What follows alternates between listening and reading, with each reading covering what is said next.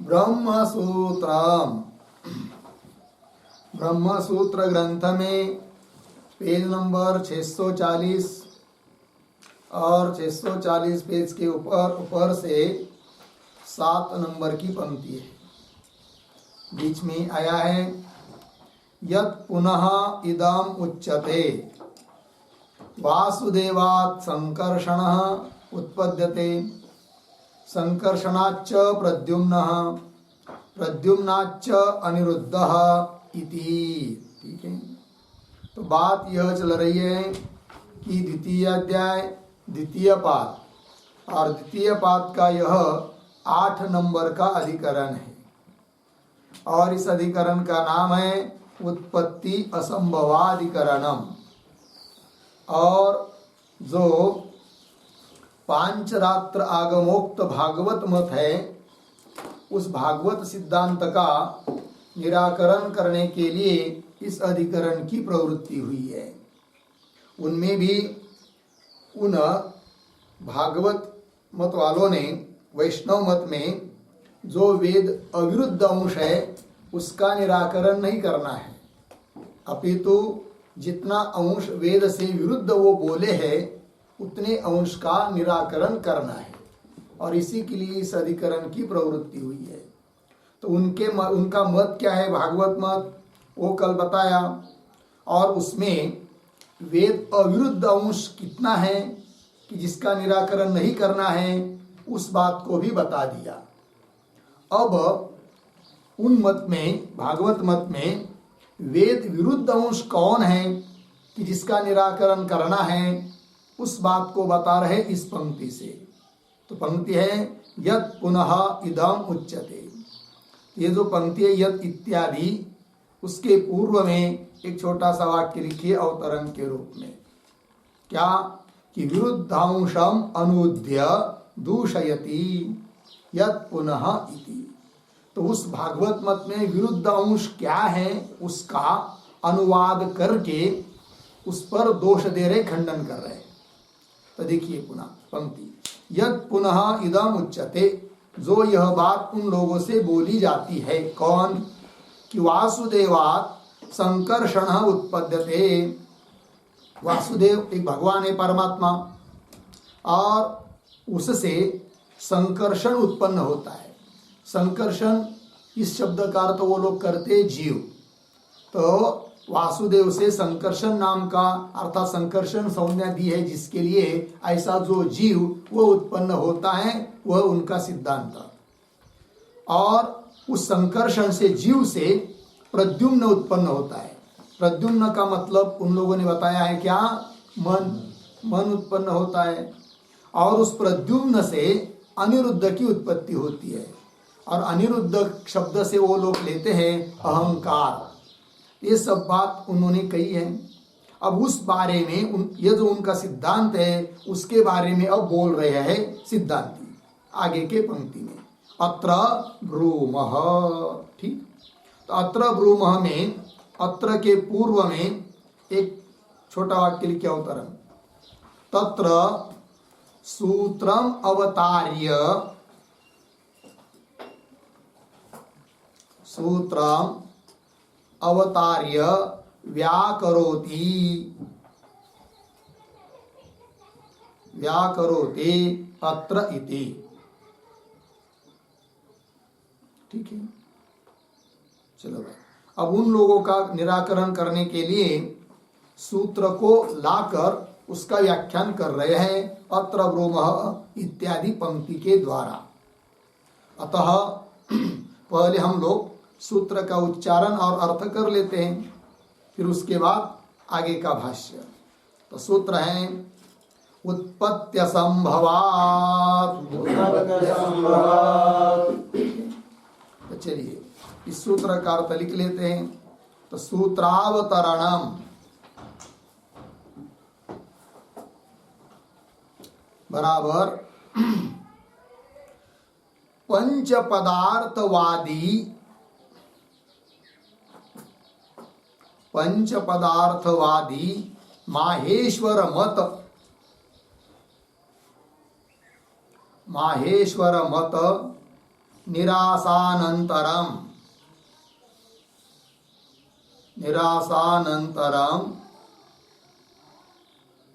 बुद्धिस्तम चतुर्व्यूहवादम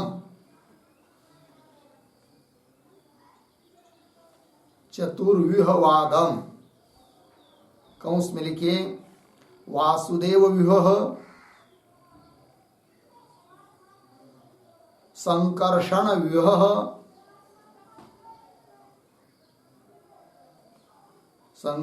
व्यूह, प्रद्युम्न व्यूह, अनिरुद्ध व्यूह। कौन बात आगे निरस्यति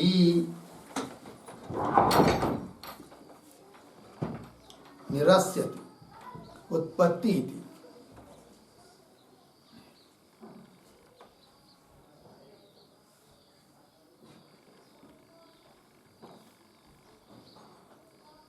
फिर नीचे की पंक्ति में सूत्रम उत्पत्ति असंभवात 2:42।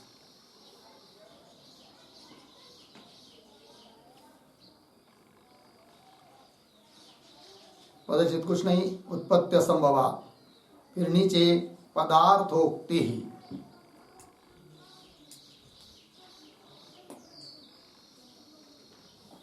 पदार्थोक्ति बराबर कौंस में लिखिए भागवत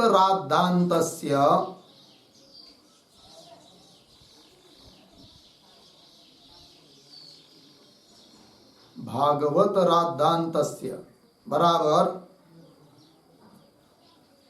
वैष्णव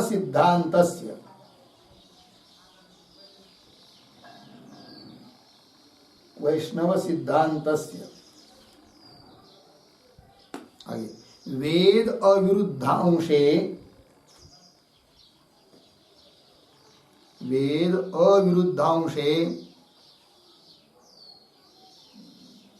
प्रामाणिकत्वे अपि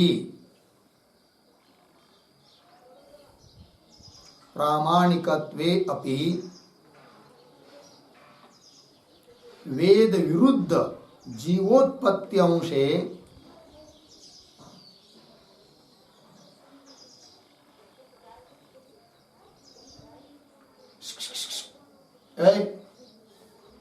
वेद विरुद्ध जीवोत्पत्ति अंशे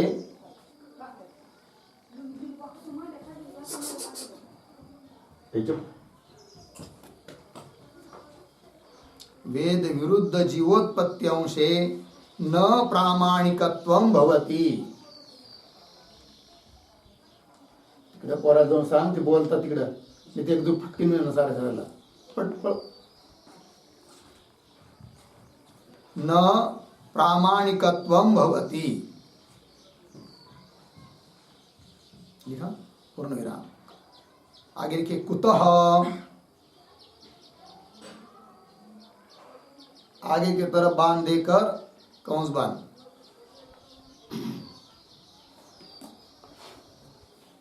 फिर प्रतीक उत्पत्ति असंभवात,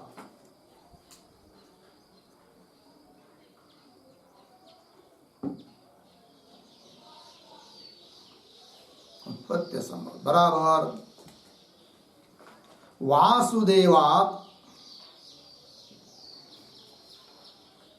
वासुदेवात् जीवस्य उत्पत्तेः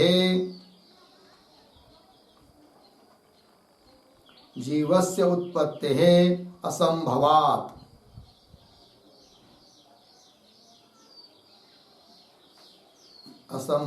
पूर्ण विराम। आगे न खलु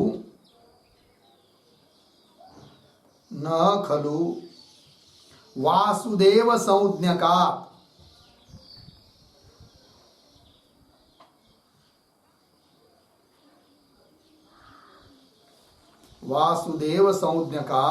परमात्मनः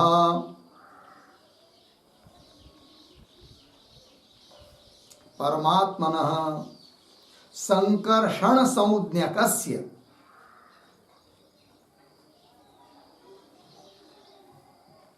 संकर्षण संज्ञकस्य जीवस्य उत्पत्ति संभवति।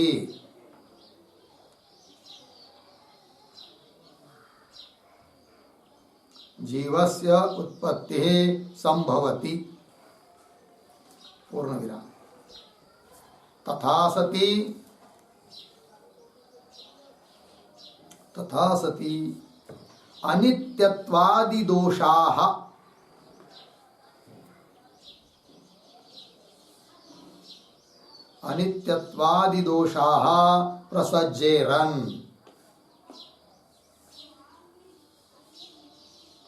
प्रसज्जेरन् पूर्ण विराम।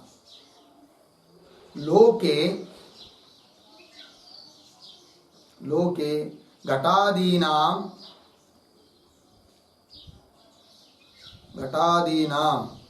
उत्पत्तिमताम्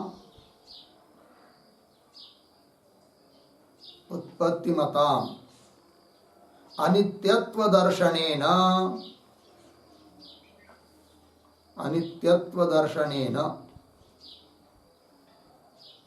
तथाविधस्य जीवस्य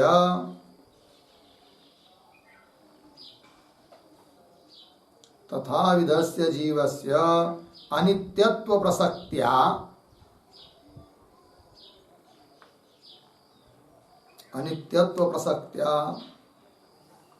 भगवत प्राप्ति रूप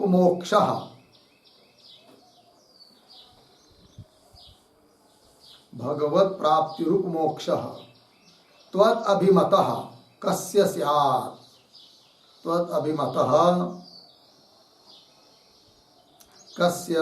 स्यात्। अर्धविराम। न कस्य अपि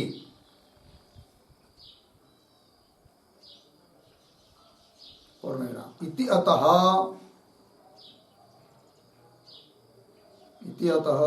भागवत सिद्धान्तः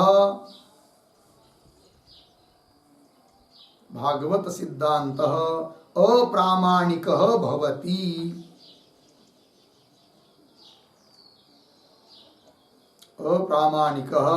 भवति। इति। ठीक है, देखो भाई अर्थ। तो पीछे पंच पदार्थवादी जो माहेश्वर मत है उसका निराकरण किया था 7 नंबर के अधिकरण में। उसके बाद जो बुद्धि में है चतुर्व्यूहवाद, तो उसका भी निराकरण करना है। अतः उसका निराकरण करने के लिए सूत्र आ रहा है। चतुर्व्यूह, व्यूह का अर्थ होता है मूर्ति की अवस्था। तो 4 व्यूह मानते वो लोग। वो कौन है? वासुदेव व्यूह, संकर्षण व्यूह, प्रद्युम्न व्यूह और अनिरुद्ध, ये 4। तो उन मत का निराकरण करने के लिए सूत्र आया उत्पत्ति असंभवात्। पदार्थोक्ति में लिख रहे हैं कि भागवत राद्धांत सिद्धांत, भागवत सिद्धांत अर्थात वैष्णव सिद्धांत, तो वेद अविरुद्ध अंश है।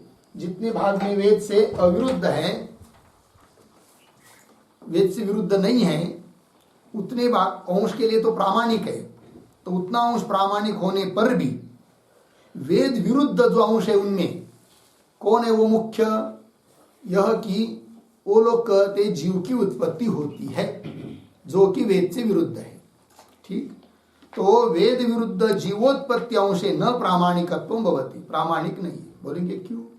यदि जीव की उत्पत्ति मानते हैं तो ठीक नहीं है, क्योंकि उत्पत्ति का असंभव, वही कह रहे उत्पत्ति असंभवात्। उसका स्पष्टीकरण कर रहे वासुदेवात् जीवस्य उत्पत्ति असंभवात्। वासुदेव परमात्मा से जीव की उत्पत्ति का असंभव है, उत्पत्ति नहीं हो सकती। बोलेंगे क्यों?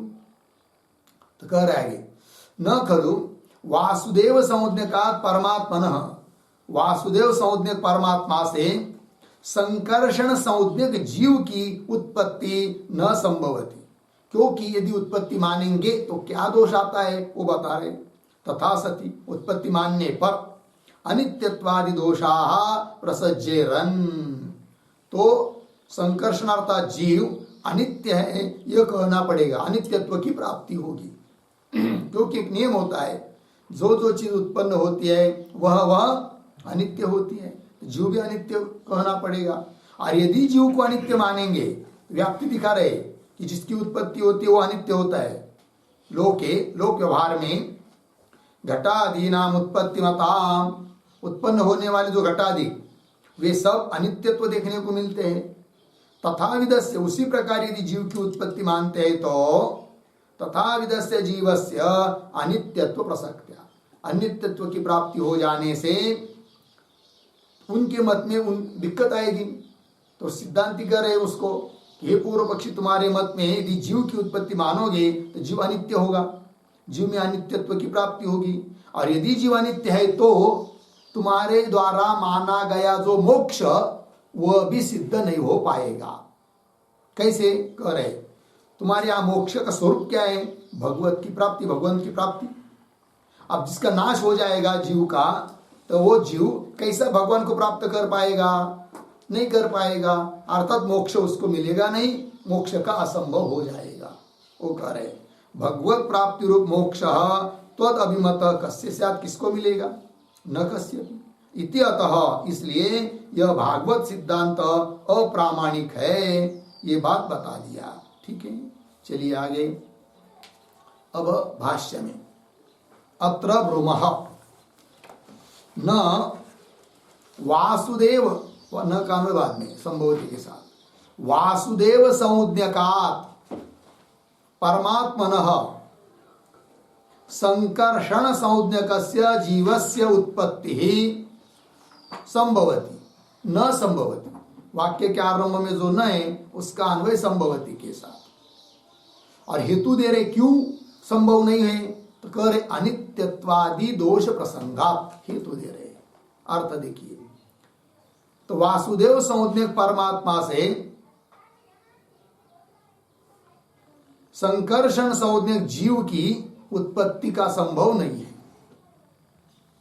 क्यों?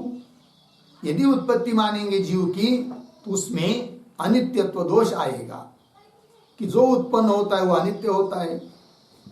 अनित्यत्वादि दोष प्रसंगात, यहां पर अनित्यत्वादि आदि पद आया है, उस पर एक छोटा वाक्य लिखिए। कृत हान्यादि दोष आदि शब्दार्थ,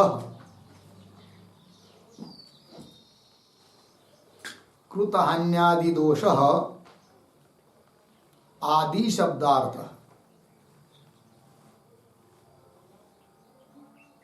अर्थात कृत हानि, अकृताभ्यागम इत्यादि दोष की प्राप्ति होगी। आगे चलिए भाष्य में, उत्पत्तिमत्वे ही जीवस्य अनित्यत्वादय दोषाः प्रसज्जेरन्। अभी जो हेतु दिया है ना अनित्यत्व दोष प्रसंगा, उसी का विवरण कर रहे। क्या कर रहे देखिए, तो थोड़ा सा अन्वय, दो शब्द छोड़कर आगे, जीवस्य पीछे उत्पत्तिमत्वे ही, आगे अनित्यत्वादय दोषाः प्रसज्जेरन्। और देख रहे जीवस्य उत्पत्ति मत्वे, जीव की यदि उत्पत्ति मानते हैं, उत्पत्तिमान उत्पत्ति वाला जीव है ऐसा यदि स्वीकार करते हैं तो अनित्यत्वादय दोषाः प्रसज्जेरन्, अनित्यत्वादि दोषों की क्या होती है? प्राप्ति। यहां पर भी अनित्यत्वादय ऐसा आया है ना, तो उस पर लिखते थोड़ा सा एक छोटा सा वाक्य, आदि शब्देन, आदि शब्देन अकृताभ्यागम, अकृताभ्यागम कृत प्रणाश, कृत प्रणाश स्वर्ग नरक, स्वर्ग नरक अपवर्ग अभावाः गृह्यन्ते, अपवर्गाभावाः गृह्यन्ते।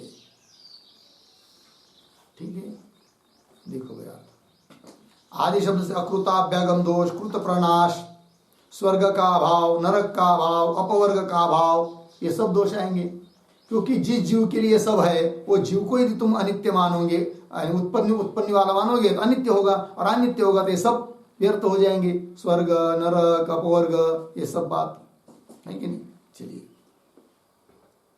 दोषा प्रसज्य रन, आगे चलिए। और जीव की उत्पत्ति मानने पर और क्या दोष आता है वो बता रहे आगे। ततश्च न एव अस्य भगवत प्राप्ति ही मोक्ष स्यात्। ततश्च अस्य भगवत प्राप्ति ही मोक्ष न एव स्यात्, नहीं होगा। ततश्च मतलब उत्पत्तिमान मानेंगे, और उत्पत्तिमान मानेंगे तो अनित्य होगा, और अनित्य होगा तो इस जीव को अस्य हाँ संकर्षण संज्ञक जीवस्य, उस जीव को भगवान की प्राप्ति रूप जो मोक्ष उन लोगों ने बताया है वह भी प्राप्त नहीं होगा। ये बात क्यों करे? कारण प्राप्तो कार्यस्य प्रविलय प्रसंगात। क्योंकि आपने जीव को कैसा माना? उत्पत्ति वाला। उत्पत्तिमान इसका मतलब कार्य है, और कार्य उसको जब कारण की प्राप्ति होती है तो कार्य का क्या होता है? लय, नाश, विनाश, प्रलय। जैसे कारण है मिट्टी, कार्य है घट।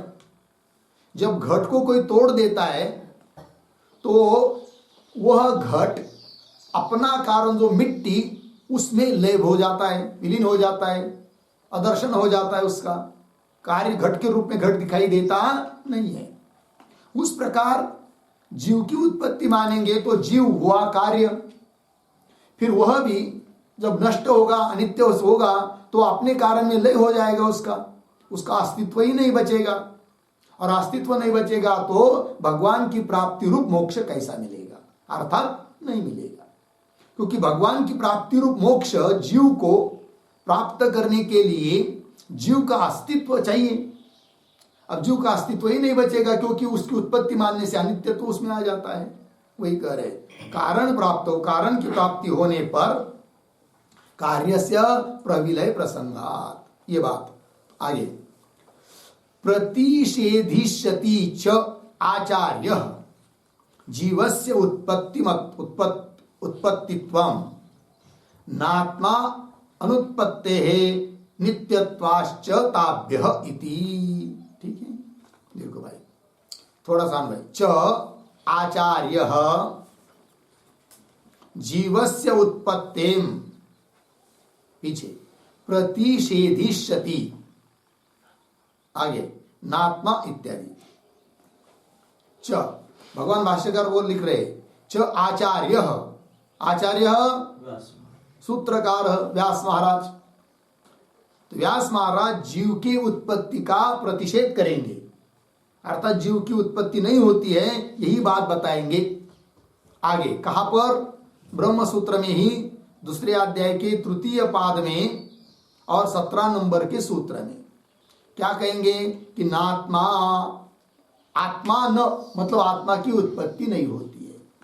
क्यों? कि आत्मा की उत्पत्ति मानने के लिए उस उत्पत्ति प्रकरण में ऐसी कोई श्रुति नहीं मिलती है कि जिसमें बताया हो कि जीव की उत्पत्ति हो रही है। वही करे अश्रुते है। उल्टा नित्यत्वाच्च ताभ्य, श्रुति स्मृतियों के द्वारा नित्यत्व ही सिद्ध होता है। किसमें? जीव में, जीवात्मा में। क्योंकि श्रुति कहती है एष महान अज आत्मा, यह महान अजन्मा आत्मा है। और स्मृति भी कहती है अजो नित्य शाश्वतोयम पुराणो, गीता इत्यादि स्मृति में भी आत्मा का नित्यत्व बताया है, अजन्म जन्म रहितता बताई है। इससे सिद्ध होता है कि आत्मा की उत्पत्ति होती नहीं है। जबकि वैष्णव लोग आत्मा के अर्थात जीव की उत्पत्ति मानते हैं, वह उनका कथन ठीक नहीं है, तो निराकरण कर दिया। वही अंतिम कह रहे, तस्मात् असंगता एषा कल्पना, तस्मात् एषा कल्पना असंगता। इसलिए यह इनकी वैष्णव मत वालों की जो कल्पना है जीव की उत्पत्ति होती, इस प्रकार की कल्पना, वह सब असंगत है। इस बात को बता दिया। ठीक है, तो इसके साथ साथ 42 नंबर के सूत्र का भाष्य पूरा हुआ। अब आगे चलते हैं। इस अधिकरण का आगे वाला सूत्र है क्रमशः 43 नंबर का। तो सूत्र का उच्चारण कर लेते हैं। न च कर्तुः करणम्। ठीक, इस सूत्र का अर्थ लिख लेते हैं, फिर उसके बाद उस पर जो भाष्य है उसका विचार करेंगे। लिखते हैं सूत्रावतरणम बराबर जीवस्य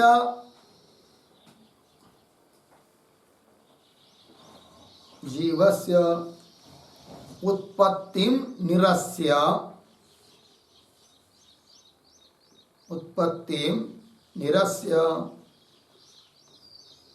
जीवात्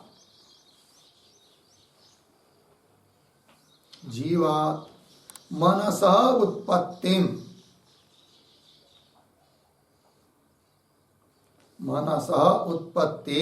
निरस्यति।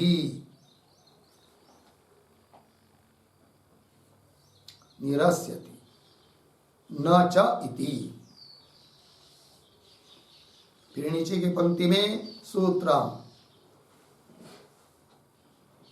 न च कर्तुः करणम 2:43 पदच्छेद न च कर्तुः करणम, कुछ है नहीं विशेष।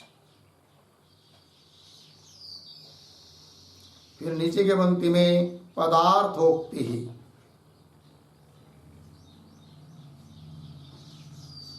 कौंस में लिखिए ब्रैकेट में कर्तुः देवदत्तादेहे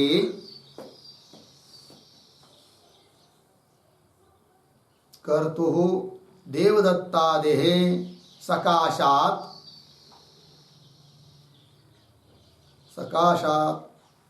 करणस्य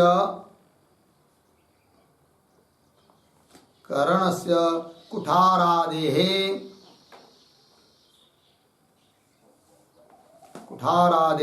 उत्पत्ति अदर्शनात्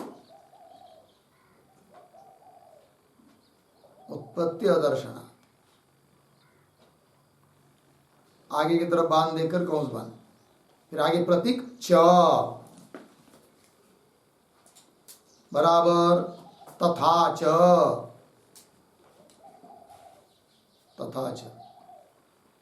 फिर प्रतीक है कर्तुः बराबर जीवात्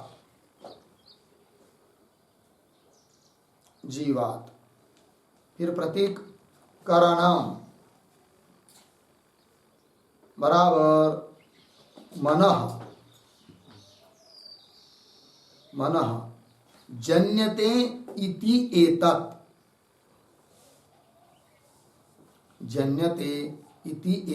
अर्धविराम। फिर आगे प्रतीक न बराबर संगतम न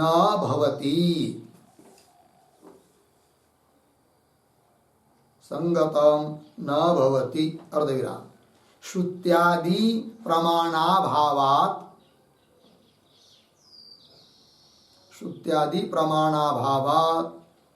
अयुक्तम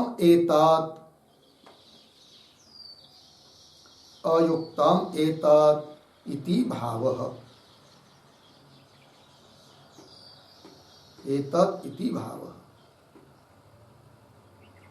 ठीक है, देखो भैया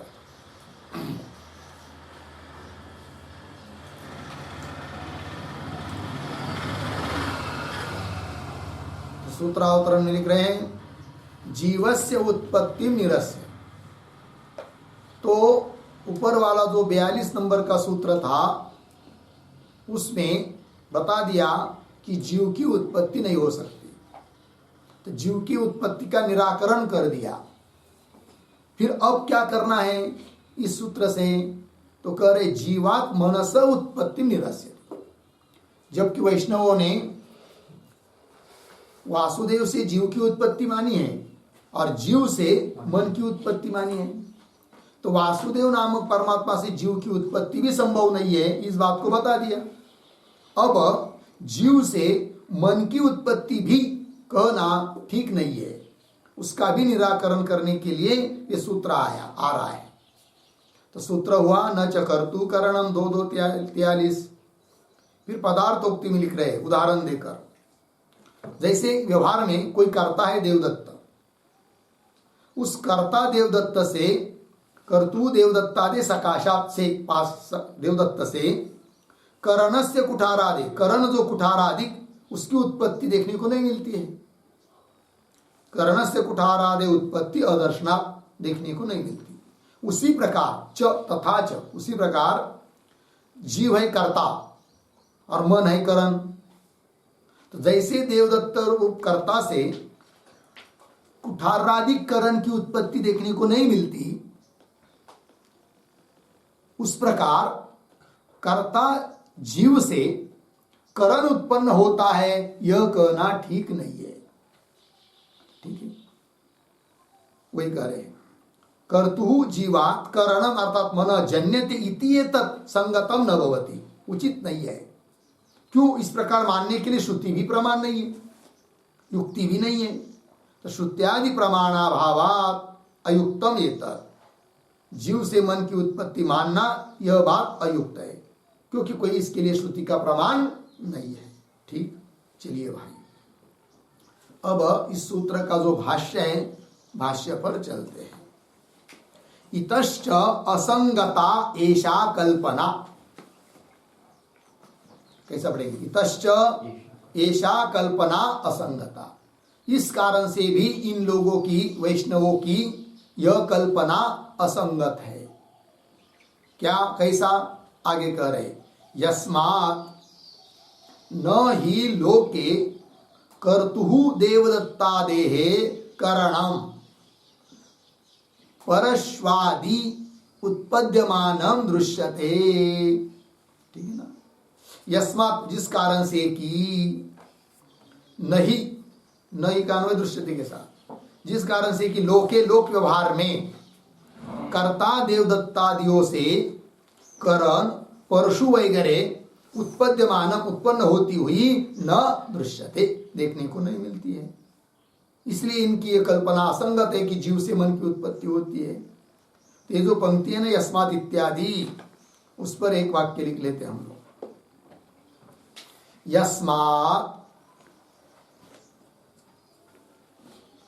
यस्मात् कर्तुः करणोत्पत्ति ही, कर्तुः करणोत्पत्ति न दृश्यते, न दृश्यते, तस्मात् असंगता कल्पना इत्यर्थः। असंगता कल्पना इत्यर्थः। पूर्ण विराम। सिद्धानां करणानां, सिद्धानां करणानां प्रयोक्ता, प्रयोक्ता कर्ता इति प्रसिद्ध्यर्थः, कर्ता इति प्रसिद्ध्यर्थः ही शब्दः, प्रसिद्ध्यर्थः ही शब्दः। ठीक है, देखो भाई अर्थ। तो यस्मात् कर्तु, जिससे कि कर्ता से करणोत्पत्ति न दृश्यते, तस्मात्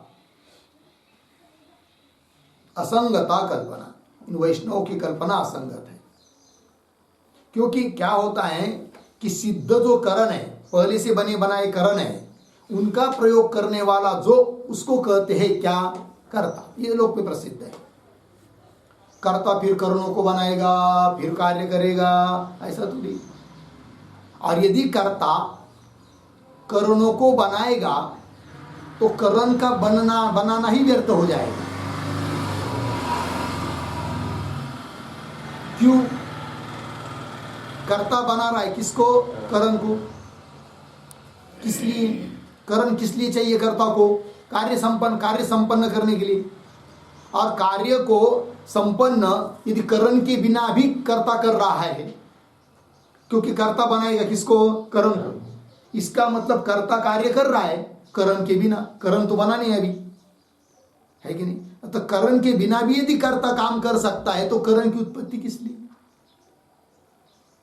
अतः सिद्ध करणों का प्रयोग करने वाला जो, उसको बोलते हैं कर्ता। इसी बात को लोक प्रसिद्ध है, इस बात की लोक प्रसिद्धि को दिखाने के लिए ही शब्द आया है, ऐसा बताया गया। आगे देखिए, यस्मात् न ही पद है ना, उस ही का तात्पर्य बता दिया। न का अन्वय दृश्यते के साथ, यस्मात् ही लोके, लोक व्यवहार में कर्तु देवदत्तादेह करणम परश्वादि उत्पद्यमानम न दृश्यते। ठीक, आगे चलिए। वर्णयन्ति च भागवताः कर्तुः जीवात् संकर्षण संज्ञकात् करणम मनः प्रद्युम्न संज्ञकम उत्पद्यते। ठीक, थोड़ा शब्दों का अन्वय करेंगे। च भागवताः पीछे, वर्णयन्ति आगे, संकर्षण संज्ञकात् पीछे, कर्तुः जीवात्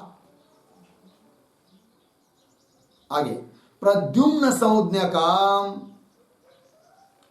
पीछे, करणम मनः उत्पद्यते। ठीक है, देखो भाई अर्थ। च और भागवताः वर्णयन्ति, है ना, ये जो भागवत लोग हैं वैष्णव, वे वर्णन करते हैं। क्या वर्णन करते हैं भाई? तो संकर्षण संज्ञकात् कर्तुः जीवा, संकर्षण है संज्ञा जिसकी, ऐसा जो कर्ता रूप जीव, उस जीव से क्या मानते? प्रद्युम्न संज्ञकम करणम मनः उत्पद्यते। प्रद्युम्न संज्ञा जिसकी, ऐसा जो करण रूप मन, उसकी मन की उत्पत्ति मानते हैं, जो कि संभव नहीं है। ठीक है, और आगे और क्या कहते वो लोग वैष्णव? कर्तुजाच्च तस्मात् अनिरुद्ध संज्ञक अहंकार उत्पद्यते इति, ये भी मानते भागवत लोग। कर्तुजाच्च तस्मात् मतलब कर्तु, कर्ता कौन? जीव। कर्तुज कर्ता, कर्ता से उत्पन्न, जीव से उत्पन्न कौन? मन, है कि नहीं? जिसको वो लोग कहते हैं क्या? प्रद्युम्न। तो उससे उत्पत्ति मानते किसकी? अहंकार की, अर्थात अनिरुद्ध की। वो भी उनका कहना ठीक नहीं। कर्तुजाच्च तस्मात्, कर्तु मतलब कर्ता से उत्पन्न जो, कौन? मन, प्रद्युम्न। कर्तुजाच्च तस्मात् अर्थात प्रद्युम्नात् अनिरुद्ध संज्ञक अहंकार उत्पद्यति। ये लोग इस प्रकार मानते हैं वो लोग, जो कि इस प्रकार उनका मानना ठीक नहीं है। आगे, न च एतद् दृष्टान्तम अंतरेण अध्यवसातुं शक्नुमः, अर्धविराम, न च एवं भूता श्रुतिम उपलभामहे। ठीक, ये जो वाक्य है ना, न च इत्यादि, उसके पूर्व में एक छोटा वाक्य लिखा होता है, वर्णनम क्यों भागवतानाम वर्णनम निर्मूलम,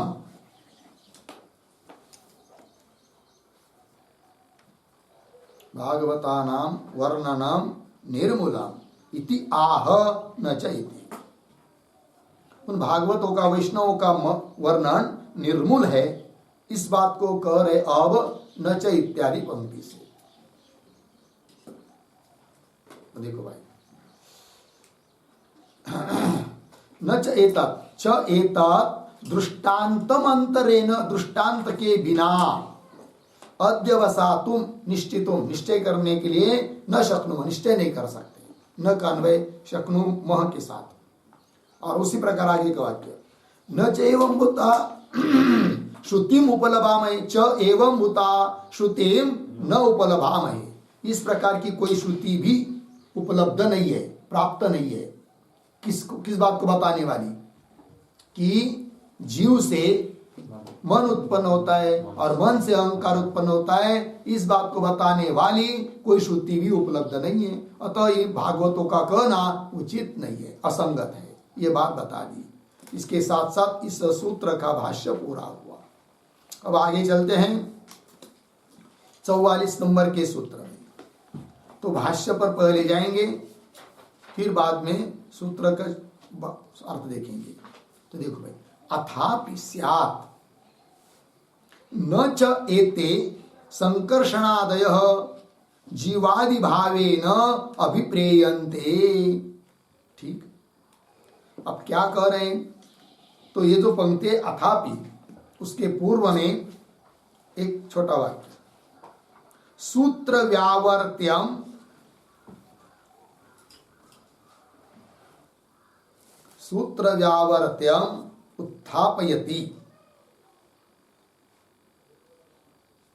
उत्थापयति अथापि इति।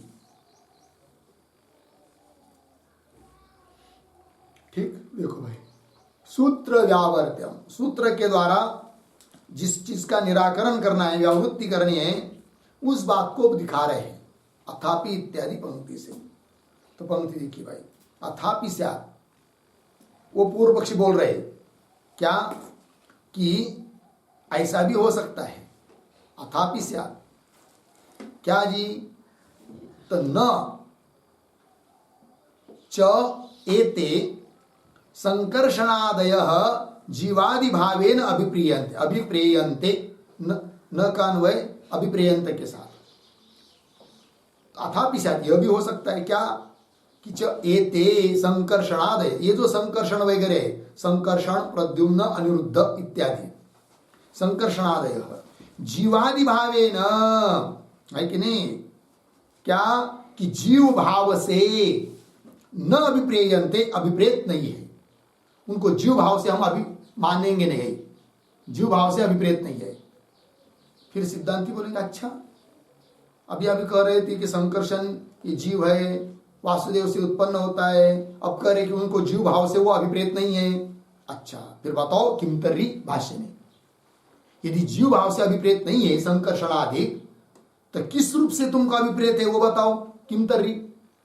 तब कह रहे आगे वे लोग, ईश्वराः एव एते सर्वे ज्ञान, ऐश्वर्य, शक्ति, बल, वीर्य, तेजोभिः ऐश्वर्य धर्मैः अन्विताः अभ्युपगम्यन्ते। ठीक है, थोड़ा सा अन्वय है, दो शब्द छोड़कर आगे, एते, सरल आगे थोड़ा जाएंगे, सर्वे ज्ञान, ऐश्वर्य, शक्ति, बल, वीर्य, तेजोभिः ऐश्वर्य धर्मैः अन्विताः। फिर पीछे में आइए, ईश्वराः एव, आगे अभ्युपगम्यन्ते। ठीक है, देखो भाई अर्थ, वे लोग बोल रहे हैं कि ये ते सर्वे, ये सब ये सब मतलब कौन कौन? संकर्षण, प्रद्युम्न, अनिरुद्ध, सभी, वासुदेवी, एते सर्वे, कैसे ये सब? ये सब ईश्वराः अभ्युपगम्यन्ते, ये सब ईश्वर है ऐसा हम मानते हैं। मतलब एक ईश्वर नहीं, ये सभी ईश्वर है। वासुदेव भी ईश्वर है, संकर्षण, प्रद्युम्न, अनिरुद्ध सभी ईश्वर है। बोलेंगे क्यों? इसलिए कि ईश्वर के धर्म से वो सब युक्त है।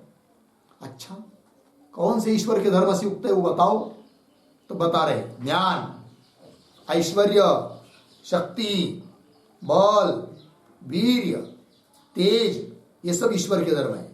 तेजो भी ऐश्वर्य धर्म ही, ऐश्वर्य धर्म मतलब ईश्वर संबंधी धर्म, उन धर्मों से अन्विता, युक्त है।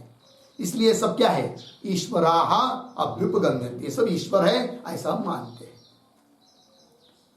हो गया ना जी? तात्पर्य क्या निकला? जीव के रूप में हम मानेंगे ही नहीं अब उनको, है कि नहीं? तो क्या मानेंगे उनको? ईश्वर रूप मानेंगे, ये बात। तब तो वो दोष नहीं आएगा, ऊपर वाला जो सिद्धांत ने दोष दिया। क्या दोष दिया था? उत्पत्ति असंभव, है कि नहीं? वासुदेव से जीव की और जीव से मन आदि की उत्पत्ति का असंभव बताया, वो उत्पत्ति असंभव दोष आएगा ही नहीं, क्योंकि उत्पत्ति मानने का प्रश्न ही नहीं है, क्योंकि उनको हम जीव रूप से मानते ही नहीं, अपितु ईश्वर रूप से मानते हैं। और ईश्वर रूप से इसलिए मानते हैं कि ईश्वर के धर्मों से वो संबंध युक्त है। कौन धर्म है वो बता दिया, ज्ञान, ऐश्वर्य, शक्ति, बल। अब प्रश्न उठेगा कि शक्ति और बल है तो इस एक जैसे शब्द लग रहे, डबल क्यों? तो किंतु दोनों में अंतर है। क्या अंतर है? तो लिख लीजिए एक टिप्पणी उस पर छोटी सी। ज्ञान ऐश्वर्ययोः, ज्ञान ऐश्वर्ययोः आंतरम सामर्थ्यम, आंतरम सामर्थ्यम शक्ति, अंतरम सामर्थ्यम शक्ति पूर्ण विराम, शरीर सामर्थ्यम बलम, शरीर सामर्थ्यम बलम पूर्ण विराम, वीर्यम बराबर शौर्यम, वीर्यम बराबर शौर्यम पूर्ण विराम, तेजः बराबर प्रागल्भ्यम, तेजः बराबर प्रागल्भ्यम। आगे, एतैहि ऐश्वर्य धर्मैहि, एतैहि ऐश्वर्य धर्मैहि बराबर ईश्वर संबंधी धर्मैहि, ईश्वर संबंधी धर्मैहि संकर्षणादयः, संकर्षणादयः यस्मात् अन्विताः, यस्मात् अन्विताः तस्मात्, तस्मात् ईश्वराः एव इत्यर्थः, ईश्वराः एव इत्यर्थः। ठीक, देखो भैया, ज्ञान ऐश्वर्य हो, ज्ञान और ऐश्वर्य का जो आंतरिक सामर्थ्य है उसको कहते शक्ति। फिर बल क्या है? शरीर सामर्थ्य को कहते बल, तो भेद हुआ। और वीर्य मतलब शौर्य, शूरता, और तेज मतलब प्रागल, तेजस्विता। ठीक, ये तई ऐश्वर्य धर्म ही, ऐश्वर्य धर्म का मतलब ईश्वर संबंधी धर्म, उन धर्मों से संकर्षणादि जिस कारण से अन्वित युक्त है, इसलिए तस्मात् ईश्वरा एव, वो सब ईश्वर है, ऐसा इन लोगों का कहना। ठीक, आइए भाष्य में। तो ज्ञान ऐश्वर्य शक्ति बल वीर्य तेजो भी ऐश्वर्य धर्म अन्विता अभ्युपगम्यन्ते, इसलिए वो सब ईश्वर है, ईश्वरा। आगे आगे जो पंक्ति ना, वासुदेवा एव एते सर्वे निर्दोषा निरधिष्ठाना निरवध्या, इतनी पंक्ति को उद्धरण चिन्ह में लीजिए, वासुदेवा या से लेकर निरवध्या तक। क्योंकि ये पंक्ति कहा की है पता है? तो वासुदेवा, ये जो पंक्ति चालू हुई उसके पूर्व में लिखिए तो एक वाक्य, सर्वेषाम ईश्वरत्वे, सर्वेषाम ईश्वरत्वे पांचरात्रोक्तिम आह, पांचरात्रोक्तिम आह वासुदेवा इति। ठीक है, तो ये सभी ईश्वर है, इस बात को बताने के लिए प्रमाण दे रहे हैं। उनका जो आगम है ग्रंथ पांचरात्र नाम का, उसकी उक्ति, उसका वाक्य ये है वासुदेवा इत्यादि। तो क्या अर्थ है उसका देखिए, थोड़ा सा अन्वय भी, दो शब्द श्लोक आगे, एते सर्वे निर्दोषाः निरधिष्ठानाः निरवध्याः, पीछे वासुदेवाः एव इति अंतिम में। और देखो भाई, एते सर्वे सब, चारों भी, संकर्षणादि सभी कैसे है? निर्दोषा, निर्दोष है, निरवध्य है, निरधिष्ठान है, निरवध्य है, इसलिए सब वासुदेव है, परमात्मा ही है। ये वाह की पंक्ति है। तो बोलेंगे निर्दोषा निरनिधिष्ठाना निरवध्या मतलब क्या, तो उसका अर्थ लिख लीजिए। निर्दोषा बराबर, निर्दोषा बराबर राग द्वेषादि शून्या, राग द्वेषादि शून्या,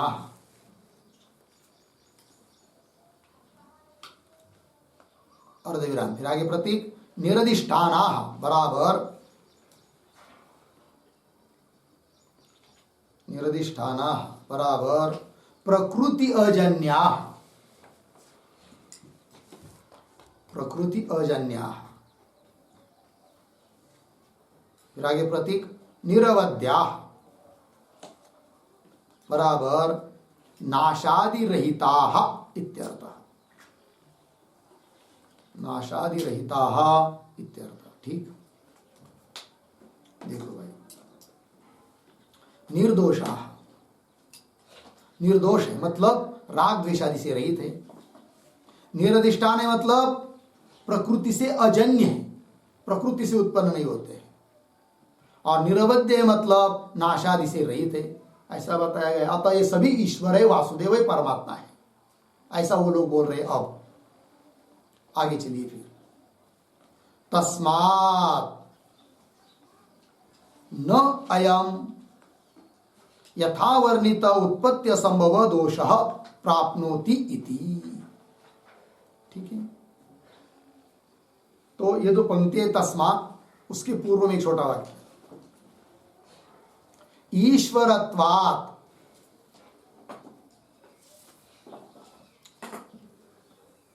ईश्वरत्वात् जन्म असंभवः,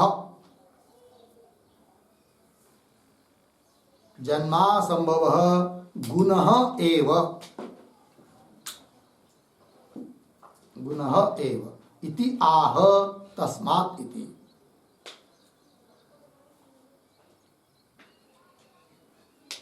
ठीक है, देखो बात, ईश्वरत्व, ये सभी ईश्वर है, संकर्षणादि, और ईश्वर होने के कारण वो लोग कहते हैं कि फिर उत्पत्ति असंभव, दोष दिया था ना, जन्म असंभव, ये दोष नहीं है, अभी तो हमारे लिए क्या है, फिर गुण है, क्योंकि ये सब क्या है, ईश्वर, और ईश्वर का जन्म होता नहीं है। तो अच्छी बात बताया आपने, तो उत्पत्ति असंभव, यदि हम इनको जीव मानते और फिर दोष आता उत्पत्ति असंभव, तब तो दोष होता, किंतु ये सब क्या है, ईश्वर, ईश्वरत्वात्, ईश्वर होने से जन्म असंभव गुण एव इति आह, इस बात को बोल रहे तस्मात् इत्यादि से। पंक्ति की तस्मात्, न का अन्वय अंतिम प्राप्नोति के साथ, तस्मात् अयम यथावर्णितः, वो बोल रहे पूर्व पक्षी, यह जो यथावर्णित, जैसा आपने ऊपर वर्णन किया, किस बात का, उत्पत्ति असंभव का वर्णन किया, यथावर्णित उत्पत्ति असंभव दोषः, और यह दोष न प्राप्नोति, ये दोष प्राप्त ही नहीं होता है, क्योंकि वो अब दोष है ही नहीं है कि नहीं, उत्पत्ति असंभव, ये दोष अब नहीं आता है, अपितु उत्पत्ति का असंभव ये हमारे लिए गुण बन गया अब, क्योंकि ये सब क्या है, हमारे लिए ईश्वर है, और ईश्वर की तो उत्पत्ति होती नहीं है, तो उत्पत्ति का असंभव, तो अच्छी बात बताया फिर आपने, ऐसा उनका अभिप्राय। आगे चलिए, अत्र उच्यते। ठीक है, तो ये जो अत्र उच्यते है ना, अत्र के पूर्व में एक छोटा वाक्य, सूत्रेण सिद्धांतयति, सूत्रेण सिद्धांतयति अत्र इति। तो सूत्र के माध्यम से अब सिद्धांत बता रहे हैं। तो सूत्र है, तो सूत्र आ रहा है, तो सूत्र का उच्चारण और अर्थ कर लेंगे पहले। तो सूत्र है विज्ञानादि भावे वा तद प्रतिषेध, विज्ञानादि भावे वा तद प्रतिषेध, 2:2:44। तो लिखते हैं इस सूत्र के बारे में। तो सूत्रावतरणम बराबर वासुदेवात्, वासुदेवात् न संकर्षणस्य जन्म, न संकर्षणस्य जन्म अर्धविराम नापि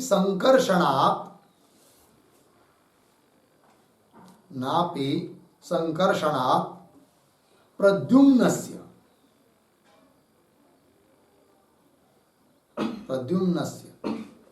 इत्यत्र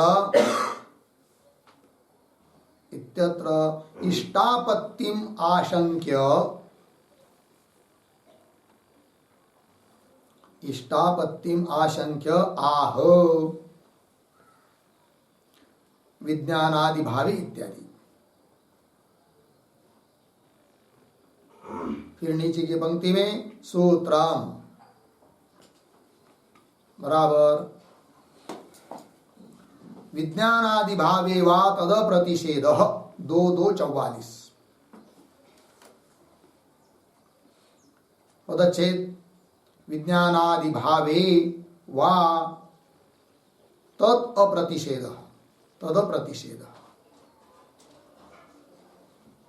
फिर नीचे पदार्थोक्ति बराबर प्रतीक है विज्ञानादि भावे वा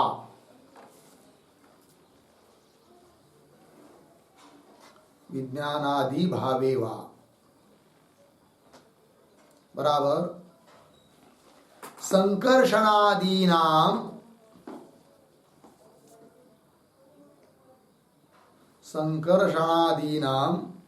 त्रयाणाम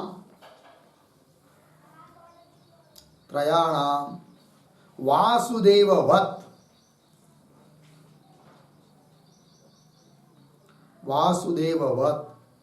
विज्ञान ऐश्वर्य शक्ति बल वीर्य तेज स्वरूपत्वे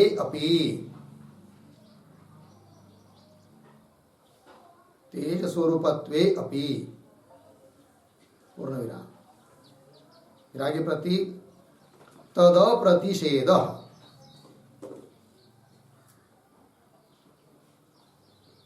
बराबर तस्य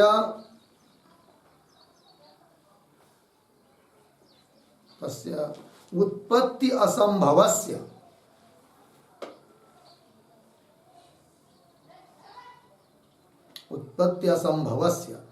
अप्रतिषेध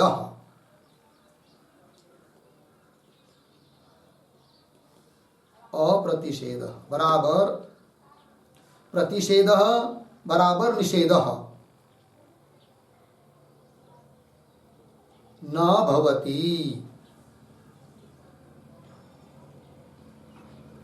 भवति पूर्ण विराम। आगे प्रकारांतरेण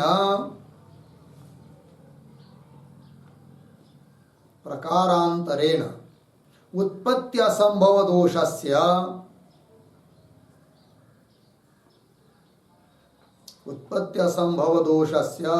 प्राप्ति ही भवति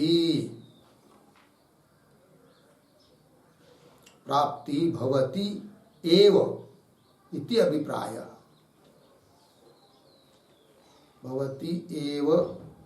अभिप्रायः। पूर्ण विराम। आगे तथा ही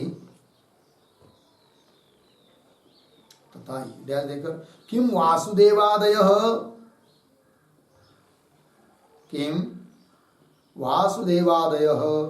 चत्वारः अपि ईश्वराः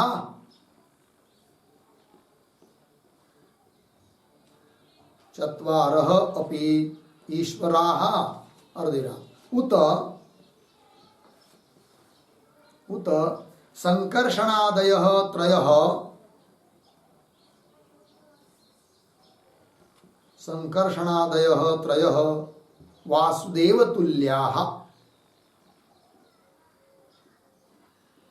वासुदेवतुल्याः पूर्णविराम।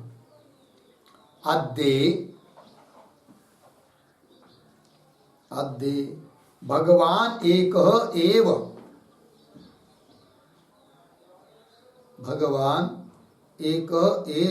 वासुदेव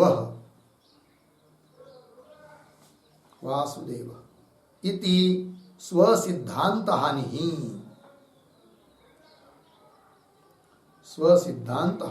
पूर्ण विराम। द्वितीय उत्पत्ति असंभव दोष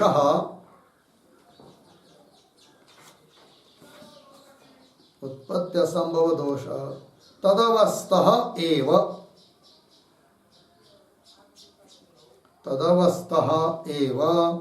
इति भाव।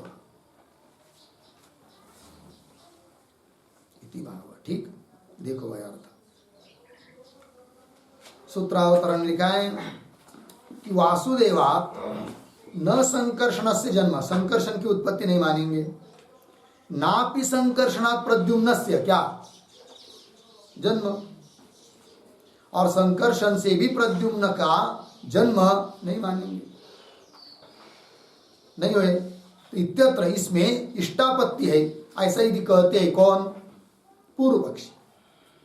पंक्ति की भाई सूत्रावतरण में वासुदेवात न संकर्षण से जन्म, वासुदेव से संकर्षण का जीव का जन्म नहीं, और संकर्षण से प्रद्युम्न का जन्म नहीं।